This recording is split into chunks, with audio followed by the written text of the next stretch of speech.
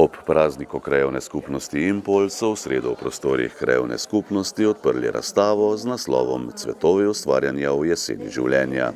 Na razstavi se predstavlja 24 članov Društva upokojencev Slovenska Bistrica, in sicer ustvarjalci ročnih del, fotografij, slikarji, ustvarjalci s steklom in cvetjem ter z drugimi ročnimi spretnostmi.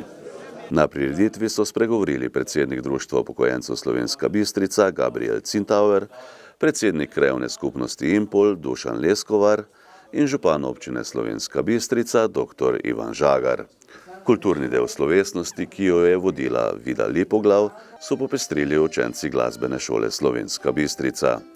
Gabriel Cintauer je ob tej priložnosti dolgoletni članici sekcije ročnih del Nitke Milki Vernik izročil priznanje. Razstava bo na ogled do 2. novembra.